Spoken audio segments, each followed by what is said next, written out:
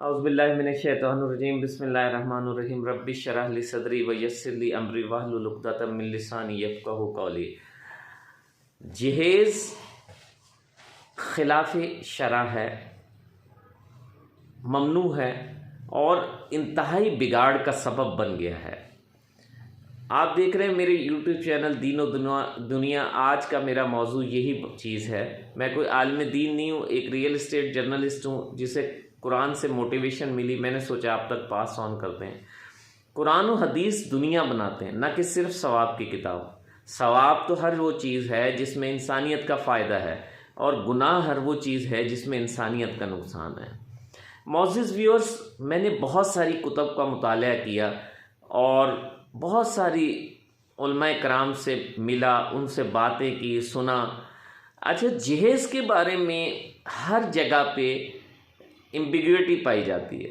وہ یہ ہے کہ بعض علماء کرام کہتے ہیں کہ بعض کتب میں لکھا ہے کہ حضور نبی کریم صلی اللہ علیہ وسلم نے اپنی شہزادی حضرت فاطمہ کو جہیز دیا۔ اچھا، اس کے بارے میں آپ کو کچھ چیزیں آپ کے گوش گزار کرنا چاہتا ہوں۔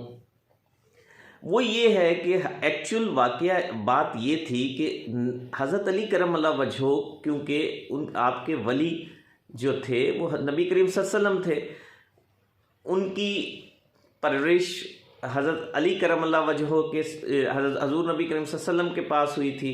تو آپ نے جس وقت اپنی شہزادی کو ودا کرنے کا ٹائم آیا تو آپ تو اتنے تقوی کے پابند تھے کہ وہ اپنا خیمہ بھی نہیں تھا اور کچھ بھی اپنے پاس نہیں رکھا کرتے تھے۔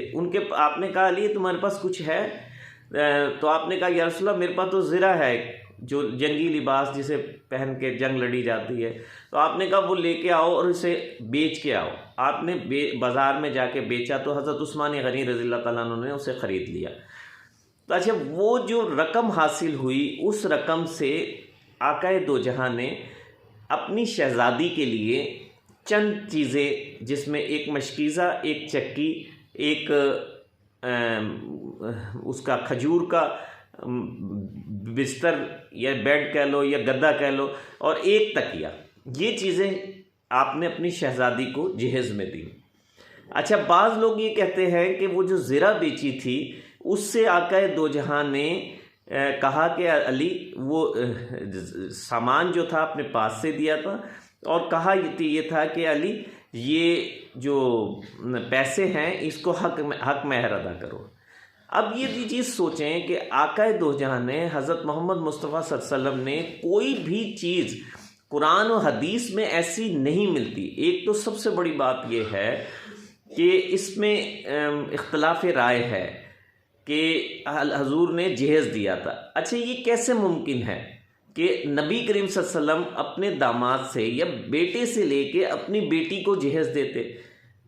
یا دوسری بات یہ ہے کہ یا اتنا زیادہ سامان لے کے دیتے کہ اس سے جو ہے ان کا جہیز حق مہر اتنا زیادہ رکھ دیتے کہ وہ ذرا بیچ کے وہ صرف حق مہر دیا جاتا۔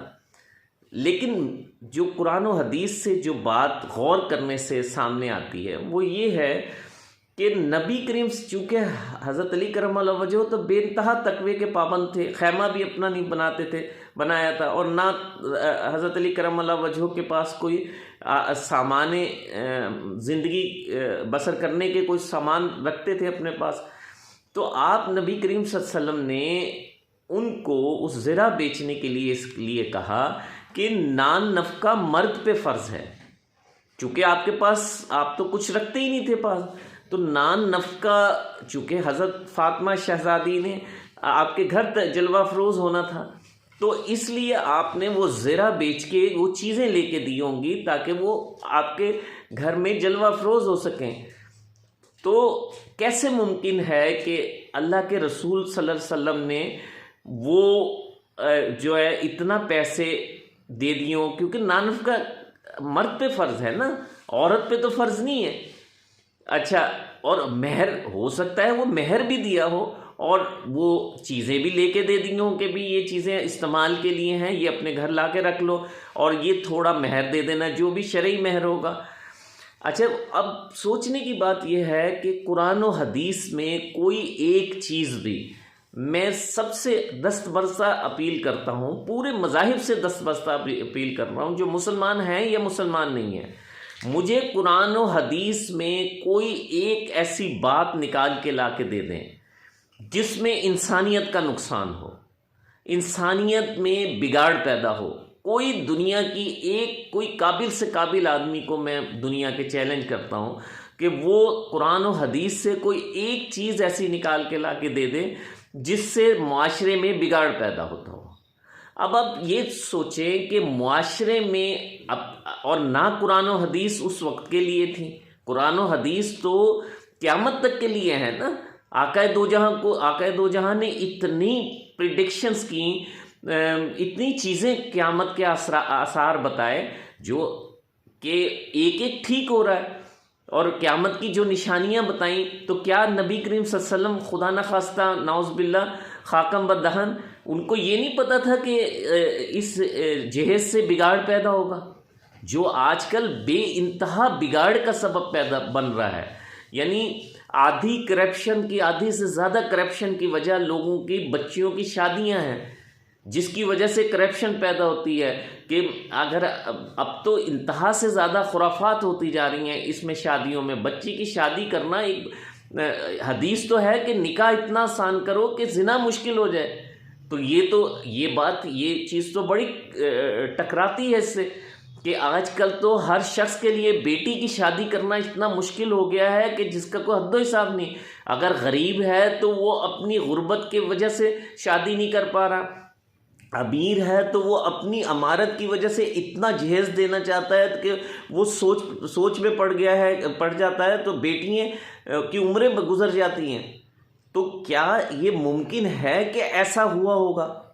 کبھی بھی میرا دل یا یہ بات ناممکن ہے کہ حضور نبی کریم صلی اللہ علیہ وسلم نے وہ دیا ہوگا، آپ نے مہر بھی دیا ہوگا، مہر کے لیے بھی کچھ پیسے رکھے ہوں گے، اور کچھ پیسے ان کے نان نفقے، یہ سامان اور رہنے کے لیے جو خیمہ یا جو چکی مشکیزہ وغیرہ جو تھا وہ حضرت علی کے پیسے سے لے کے ان کے گھر میں نان نفقے کے لیے تیار کیا تھا۔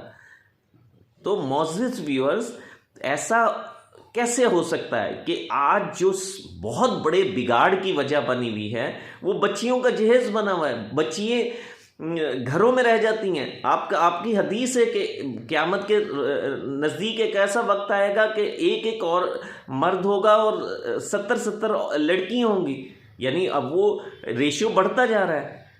تو کیا اس وقت کے لیے نبی کریم صلی اللہ علیہ وسلم نے جہیز ہو سکتا تھا؟ تو یہ بات سمجھ میں نہیں آتی۔ جہیز ہے ہی نہیں، اسلام میں جہیز نہیں ہے، اسلام میں برات نہیں ہے، اسلام میں تو نکاح ہے اور سادگی سے ودا کرنا ہے۔ ہاں، ولیمے کا تصور ہے، ولیمہ نبی کریم صلی اللہ علیہ وسلم نے کھجوروں پہ بھی کیا اور بہت پورا سائز طریقے سے بھی کیا، بہت دھوم دھام سے بھی ایک ولیمہ آپ نے کیا۔ ایک اماں سے آپ کی شادی ہوئی تو وہ ان کا نام مجھے اس وقت صحیح یاد نہیں ہے، تو آپ نے بڑا اچھا پرتپاک ولیمہ فرمایا۔